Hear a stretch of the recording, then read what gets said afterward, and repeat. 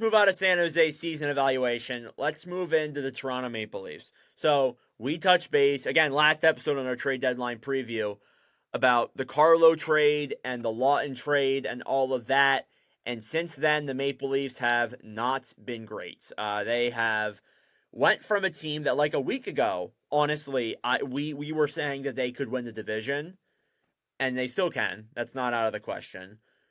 To a team that is now tied with Tampa Bay. They don't even have home ice advantage. Again, they are playing Calgary right now. They're beating Calgary, but their schedule's not that great the rest of the way through. They got some really hard competition coming up.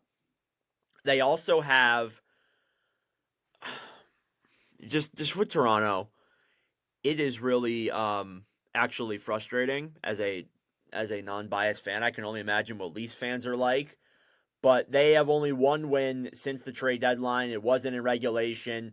They don't have a single regulation win in March. Their last regulation win was the 28th of February. So they haven't won in regulation in almost 3 weeks.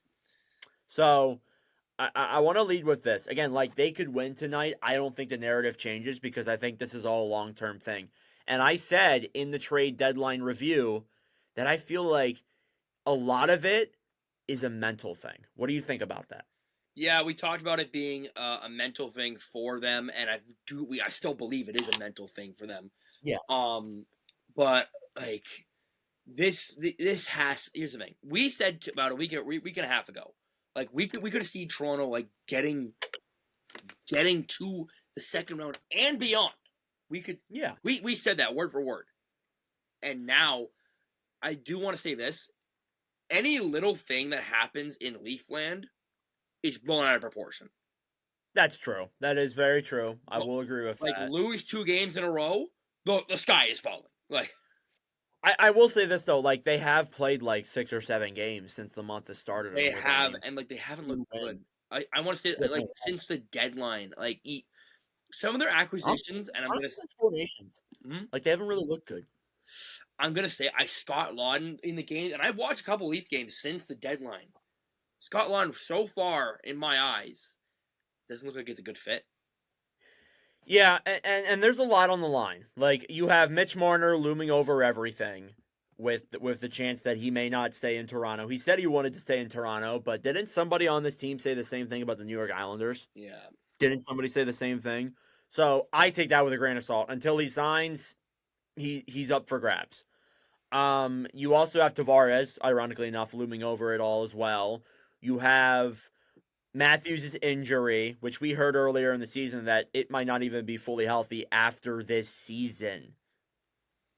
No, that is not good. And then you had the whole thing looming too of it's Toronto and the president might get fired and President should like be fired. yeah, he should have been fired last year. Let's be honest. And to be honest with you, the whole future in Toronto is just cloudy. It is so cloudy right now. Like we don't know the clear direction moving forward. At least for me. But here's and I want to say this because it's going to be brought up about blowing it up. Because if they lose first round, that will be brought up. 100%. Oh, blow it up. Yeah, blow it up. Let Marner walk. Don't bring back Tavares. Here's the thing, folks. You can't blow it up anymore. You know why you can't blow it up anymore?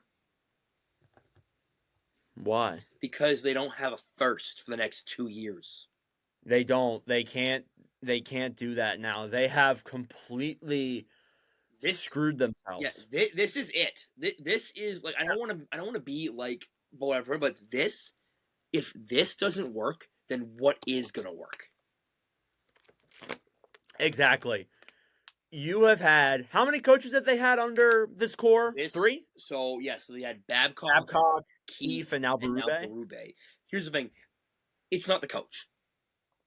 I don't think. Look, I get it. Berube plays a style that might be frustrating. I totally understand that. Here's the thing, though. We said the same thing under Sheldon Keefe and the same thing under Babcock. Now, Babcock you can chalk up because Babcock just everybody hates Babcock. I'm sorry. Everybody hates Babcock. Keefe, he was in his first NHL job. I understand that he might have been too soft and all this. Berube, you get to the point, And they've had, and how many guys? I know you can't answer this question. Maybe you can. How many guys have they had come through this coaching staff like that aren't a head coach? Like power play, PK, good amount, right? Yeah, I think At least most of their there's been a couple assistants guys. are like they've been around. Yeah, and I know there was changes this offseason because Lane Lambert wasn't a part of that team, and now he is. When are you gonna realize? Maybe, and again, it comes back to what I said off the rip. It might be a mental thing, and I think the mental thing all leads back to the core four. Just it hasn't worked, Mm-hmm. and again, I know we say the same things Every every year. single year. It's verbatim. Again, this is why this is the March Maple Leafs discussion because we have this conversation all the time. But when are we going to realize? Like, we are almost 10 years into the Matthews era. We said that in the last episode. When are we going to realize that this doesn't work? And again, this could work. If they go far, this whole conversation becomes null. Yeah, no, this But is if null they and lose void. in the first round, which I'm going to be blunt with you, none of their options are good. They're going to they play Florida in an instance. Good luck with Yeah, that. They play Tampa. I think Tampa beats them. If Vasilevsky is anything like he was in 2022, they're beating Toronto. yeah. They play Ottawa. And again, I know how much you want to say about Ottawa. First off, they're hot. Second, they've had Toronto's number. It doesn't take a biased Ottawa fan to say that, even though it says it in his name. And like those are your three teams you would play. Those are the three realistic teams you would play, unless you somehow win 20 games in a row and the Caps lose a ton. You'll play the Rangers or Montreal or I'm Columbus. not gonna lie, the only option there for the Leafs that actually doesn't give me, the heebie-jeebies is Columbus. Yeah, but even then, And Columbus right now they're currently losing to Jersey right now. they are falling out of the They race. That's are something we they have to are talk free about. falling. Yeah, they are falling. They're like pulling what the Flyers did last year. Mhm. Again, that's the only likable outcome. And I got to be blunt with you, LeBlanc. If this is any other team in the National Hockey League with this same roster, is it winning? They blow it up. Like I don't mean to be like a cynic. Like, oh, it's the Leafs being the Leafs. No, it's because, and I'm gonna point the blame to Shanahan on this one because Shanahan he fired Dubas because Dubas wanted to trade one of the core four, and Shanahan said no, that's my job. Get out. And Yeah. yeah, and here's the thing. We could see a very different Leafs team now. If this is a first round exit, we could see a team that doesn't have Marner. We could see a team that has Marner but doesn't have Tavares, or we could see a team that doesn't have either. Yeah. They put a lot of their what do you call those things when you gamble? I'm sorry, I've never played poker Money, before. chips. They put a lot of their I sound like an idiot. They put a lot of their chips on the table for this year's playoff run. I get it. Carlo and Lawton have term. So I guess that's a little bit fair. You trade away your longer term picks for players with term. But you put a lot of your chips on the table for this year because after this year, Marner's going to be asking for so much more money. Mm-hmm. So much more. And listen, you can talk about whether or not he deserves it. He's still going to ask for more. Tavares might get a pay cut. Probably will. Let's be blunt here. Nyes also needs a contract too. This is like the year. And I know we said that.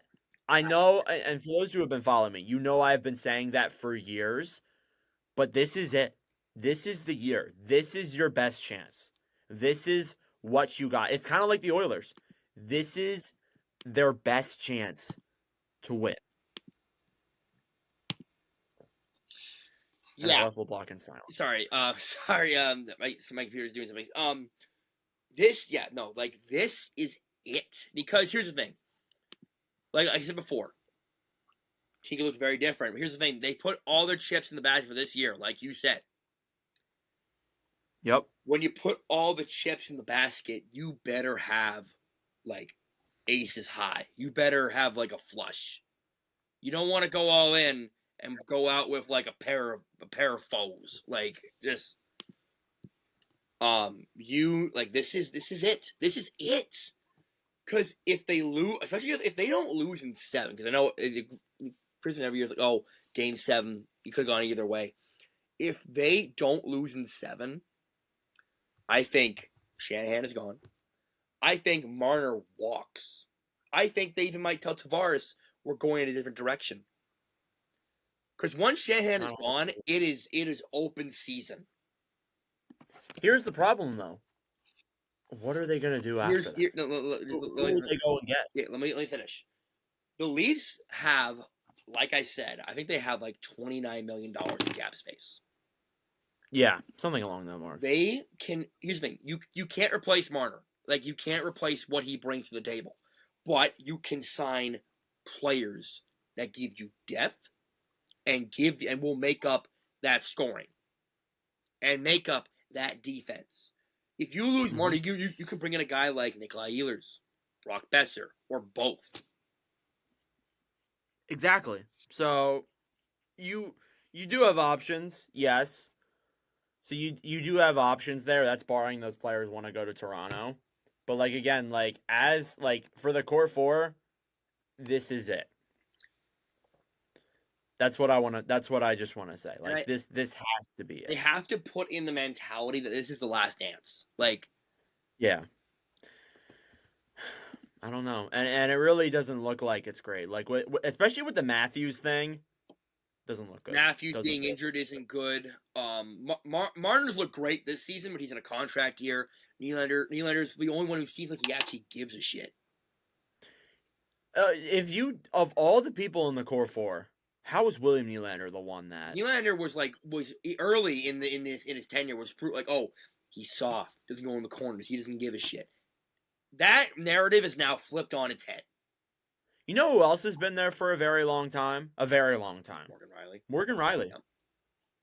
I wonder after this year, and there have been criticisms of Riley all season, for a while actually in Toronto. I wonder, like again, he does have a pretty lucrative contract. It might be difficult to move him, but I wonder, like maybe they part ways with him. Yeah, Riley. I know this because like I got a buddy who's close to the Riley family, and basically Morgan Riley, his family grew up. They grew up Toronto fans, so it's just like Marta. They have an emotional attachment to the team, not just from playing this from childhood. And like, if they part ways with Riley, that'd be huge because then Riley's stock in the league goes immediately down a little bit. Because like I want to say this: once you're in Toronto, your stock is kind of overhyped because you're in Toronto, and I don't mean that to sound like salty or anything about that, but that's just the truth. No, I don't disagree with that at all. If they part with Riley, it means that it means a total retool of the deep. Well, not deep. Look, the defense kind of actually locked up until 2027. I'm pretty sure.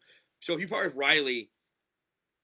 I only see them parting with Riley if they part with Marner. Because if they part with Riley, it means they're trading Riley for a forward. Yeah. So I mean, there's a lot of ways you can look at it there. Like, we can go into this all day. What really happens is the playoffs. That's really going to be what determines all of this. What determines what moves forward from here. And I could not be more intrigued. Here's the thing. And the thing about like the defense has been wonky of late. Season-wise, they've been pretty good. But, like, Stolarz is cooling down. He is, yeah. Especially the last, like, couple games. Yeah, Stolarz cooling down. Wall has been what I expected him to be. Yeah, I've always liked Wall. Mm-hmm. Always. I've always been a fan of Joseph Wall. I've always liked Stolarz, too. But I think that isn't the biggest problem right now. I feel like the biggest issue is like, the core 4. And I think that, like, again, like, them being paid as much as they are has prevented them from getting real secondary scores. And I'm going to say, I think the issue this year is they can't score. They can't. And the biggest problem that has been in the entire playoffs these last couple of years is the fact that they just can't score. It took Linus Ullmark trying to do the best Michigan attempt he could ever do with a goalie stick to get the Leafs to score, to get Matthews to score a goal. The other night. Yep. That was Matthews' 24th for the year. and I'm going to repeat a quote from Steve Dangle. Here we go. So Matthews had 69 goals last year, right? Yep. You need to make up those goals somehow. And right now, they're not doing that. Matthews is 24 on the year. Yeah, he's at a career low, but he is dealing with that injury. Yes, I'm not saying, oh, it's your fault. No, it happens. We get injured. We knew Matthews was going to regress, not to this extent, from the goal wise. He might not even hit. Well, he'll probably hit. He'll hit 30. I don't think he'll hit 40. He might not hit 40 though for the first time in his career. So yeah. So, but yeah, this is just like it's such an over. Here's the thing. I can't really say anything until because once playoffs hit, that's when like if they hit playoffs and like all of a sudden like they're shut down now. If playoffs come, if they get even more shut down, that's a big freaking problem. You know what's funny? They're beating the Flames 4-1 right now. They are, and we're talking about how they can't score. But it's also the Flames. I don't mean to diss on Calgary. It is the Flames. I'm not dissing Calgary either. But I do want to say that what we are saying doesn't really change. Like it doesn't change with one win.